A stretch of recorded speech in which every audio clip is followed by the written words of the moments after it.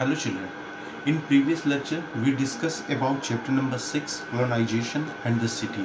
पिछले टॉपिक पे डिस्कस किया था किस प्रकार जिस तरह ब्रिटिशर्स का जो इफेक्ट है पीजेंट पड़ा लैंड फॉर्मर पे पड़ा या फिर गांव में पड़ा, उसी तरह किस प्रकार ब्रिटिशर का इफेक्ट आपके सिटीज़ यानी टाउन्स में पड़ा है उसके बारे में हम लोग डिस्कस कर रहे थे। जहाँ पे मैंने दो हेडिंग आपको पढ़ाया था। फर्स्ट वन है what happened to cities under colonial rule में किस प्रकार सिटीज़ रहे हैं, उसमें कई सारे मदुरई के बारे में मैंने बात किया। सेकेंड वन डिस्कस किया था how many Delhi before new Delhi, कितने सारे दिल्लियों को मिलाकर एक नया न्यू दिल्ली बनाया गया, जिसमें मैंने बताया था 14 कैपिटल सिटी को मिलाकर अलग अलग राज्यों के अलग अलग कैपिटल्स को मिला के इसी दिल्ली को इस्टेब्लिश किया गया जो आज आप न्यू दिल्ली के नाम से जानते हैं। ये दोनों टॉपिक मैंने डिस्कस किया था पिछले टर्म पे। आज आगे ले चलते हैं उस लेक्चर्स को और now we discuss the next heading that is planning a new capital. Planning a new capital, कैसे दिल्ली को नया कैपिटल बनाया गया, आज डिस्कस करते हैं उसके बारे में। स्टार्टिंग में आपको पता होना चाहिए 1803 की कहानी है। तो दिल्ली पे मराठों का राज है। दिल्ली पे कौन है? मराठे हैं, मराठों का राज रहा है। लेकिन जब मराठे पराजित हो गए ब्रिटिशर्स से, तो ब्रिटिशर्स मराठों को हराकर दिल्ली को अपने कब्जे में ले लिया। हालांकि दिल्ली को वो उस समय इतना इंपॉर्टेंस नहीं देते थे, अधिकतर उनका फोकस कैपिटल कलकत्ता, मद्रास और बम्बई पे भी हुआ करता था, लेकिन दिल्ली अब उनके कब्जे में हो गया। क्लियर? इसी में छोटी छोटी 2-3 हेडिंग है, उसके बारे में डिस्कस करते हैं। उसमें छोटा जो पहला ए हेडिंग है, ए है, वो है demolishing a past. Demolishing means खत्म करना। दिल्ली के पास्ट को किस प्रकार खत्म किया गया। तो आपको पता होना चाहिए जब यहाँ पे ब्रिटिश राज शुरू हुआ है तो इंडियंस और ब्रिटिशर्स में एक तरह का डिवाइडेड रूल था, दोनों में बटे हुए थे। यानी ब्रिटिशर्स जो रहते थे वो गोरे शहरों में रहते थे। गोरे शहरों में रहने का मतलब है वो शहर, वो सिटी जो संपन्न होते थे, जबकि इंडियंस जो थे वो ब्लैक सिटीज़ में रहते थे, मतलब ऐसे सिटीज़ में जिनका उस प्रकार डेवलपमेंट नहीं हुआ था जैसा ब्रिटिशर्स के क्षेत्रों का रहा हो। लेकिन दिल्ली में ऐसा नहीं था। दिल्ली में क्या है, ब्रिटिशर्स और इंडियंस साथ में मिलकर रहते थे। क्लियर? 1857 से पहले की बात बता रहा हूँ, उस साथ में रहते थे। जो अमीर है इंडियंस, जो अमीर थे, जो जमींदार थे, साहूकार, बुद्धिजीवी थे, इन सबसे ब्रिटिशर्स मिलकर रहते थे। इतना ही नहीं, अगर वो कोई फंक्शन ऑर्गेनाइज करते इंडियंस तो उसमें ब्रिटिशर्स भी पार्टिसिपेट करते। वो नाच गाना करते तो ब्रिटिशर्स भी आके उनके साथ देखते थे। यानी इंडिया का जो हालात था वैसा हालात दिल्ली में देखने को नहीं मिला। क्लियर? ये लोग वहीं पे साथ में रहते थे, उनसे उर्दू, फारसी, सब कुछ सारे भाषाओं के बारे में पूछते थे, जानते थे, कल्चर के बारे में पूछते थे, डांस वगैरह के बारे में पूछते थे। ब्रिटिशर्स पूछते थे इंडियन से। दिल्ली में ऐसे मिलजुल कर रहते थे पूरे इंडियंस और पूरे ब्रिटिशर्स। ठीक है? इसी के तहत कहा जाता है दिल्ली कॉलेज भी इस्टेब्लिश कर दिया था इन्होंने 1792 में। दिल्ली कॉलेज इस्टेब्लिश किया जिसमें ब्रिटिशर्स के साथ साथ भारतीय भी आराम से पढ़ाई करते थे। लेकिन 1830 से 1857 जो 1830 और 1857 के बीच का समय है, हिस्टोरियंस इसे दिल्ली रीजेनेंस कहते हैं, यानी दिल्ली पुनर्जागरण। यानी दिल्ली के हालात बड़े अच्छे थे, लेकिन 1857 में जब बख्त खान दिल्ली पहुंचा और बहादुर शाह जफर को उसने पूरे इंडिया का एम्परर अनाउंस कर दिया, तब जाके दिल्ली के हालात बदल गए और ब्रिटिशर्स जो दिल्ली में कभी इंडियंस के साथ साथ सब कुछ करते थे पार्टिसिपेशन, उनका वो चेंज हो गया और इन ब्रिटिशर्स ने दिल्ली को एक अलग ही नज़र से देखा, उसी प्रकार जिस प्रकार इंडिया के और टाउन्स को देखते थे। यानी 1857 के बाद हालात बदल गए। क्लियर? 1857 के बाद इन्होंने क्या किया, आपको जानते हैं ये दिल्ली जो रेवोल्यूशन हुआ था 1857, वो दिल्ली वाला रेवोल्यूशन 4 ही महीने चला था। 4 महीने में बहादुर शाह जफर के बेटे को मार दिया गया, बहादुर शाह और उनकी पत्नी को रंगून यानी म्यांमार वर्मा में भेज दिया गया और दिल्ली पर ब्रिटिशर्स अपना कब्जा जमा लिया। क्लियर? तो वो जानते थे दिल्ली भरा पड़ा है, मार्क से भरा पड़ा है, कई सारे मराठों के सिंबलों से, यानी मराठे वहाँ अपना मास्क बनवाते थे, अपना महल बनवाते थे। तो इन ब्रिटिशर्स ने क्या किया, उसको चेंज करना शुरू किया। क्लियर? जामा मस्जिद के पास बहुत बड़ा एरिया था, ठीक है। जामा मस्जिद के बाद बहुत बड़ा एरिया था, अच्छे खासे बिल्डिंग थे, शाहजहां ने बहुत अच्छे अच्छे बिल्डिंग बनवाया था। ब्रिटिशर्स ने क्या किया, उन जामा मस्जिद के आसपास के सारे इमारतों को ही खत्म कर दिया। आप पिक्चर में देखिए जामा मस्जिद के आसपास कितने बड़े बड़े इमारतें, कितने बड़े बड़े महल थे, आप खुद पिक्चर में देखिए। और उसके नीचे पिक्चर में देखिए कि 1857 के बाद जामा मस्जिद के आसपास का एरिया एकदम साफ हो गया। उन्होंने मारा, पूरे मुगल्स एम्पायर के सिंबल को ही खत्म कर दिया।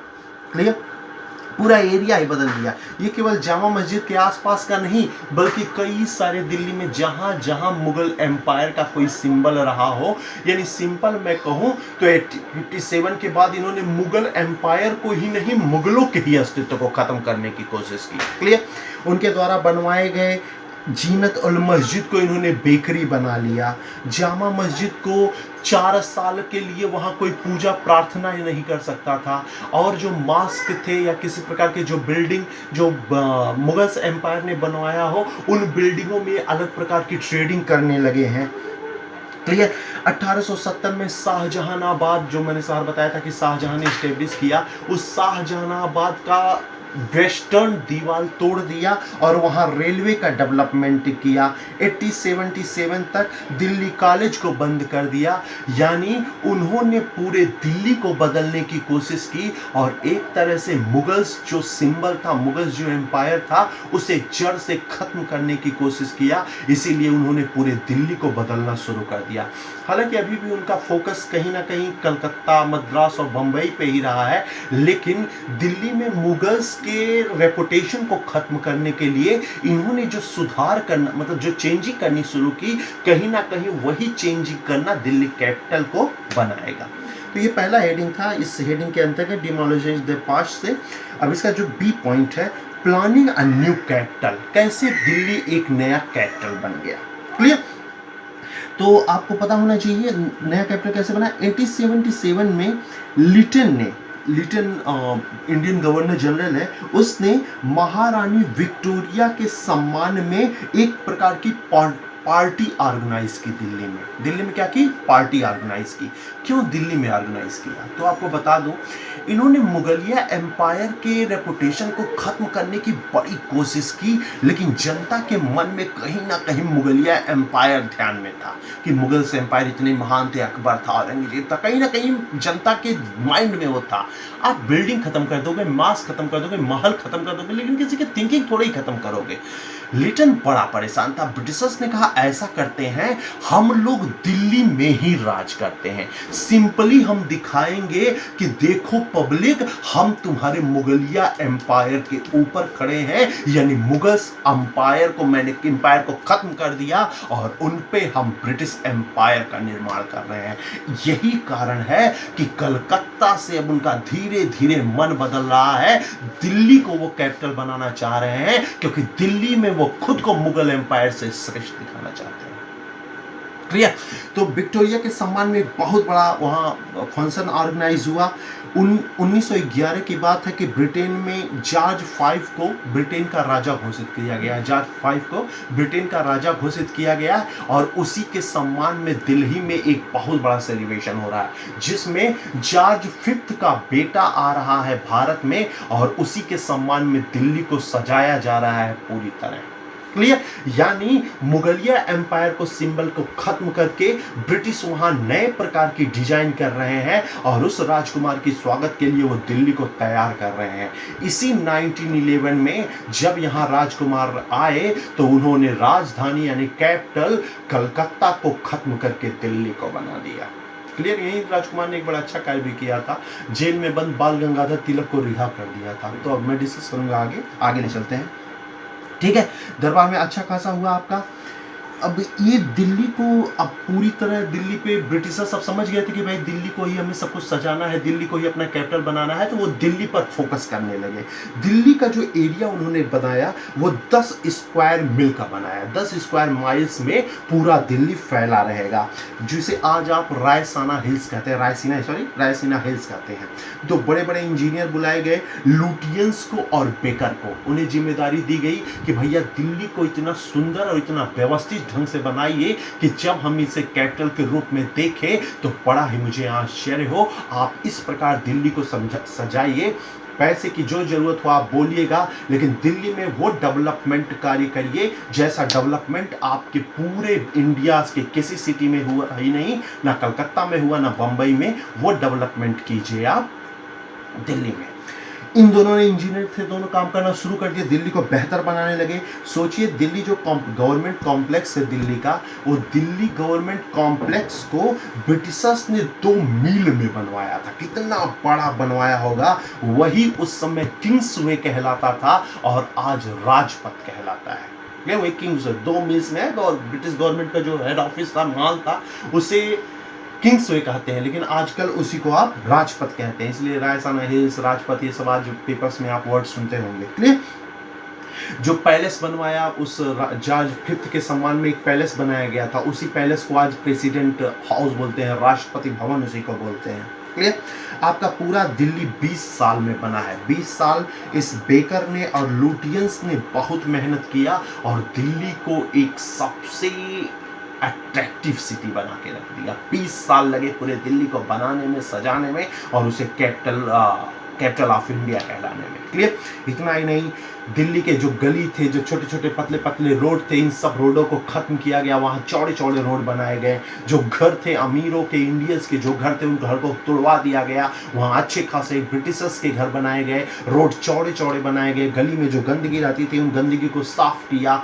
वाटर सप्लाई बेहतर किया। खूब सारे पार्क बनवाए। यानी इंफ्रास्ट्रक्चर का अगर डेवलपमेंट आप देखेंगे तो वो दिल्ली में देखेंगे जो इस बेकर और लुटियंस ने दिल्ली को चमकाने में किया है।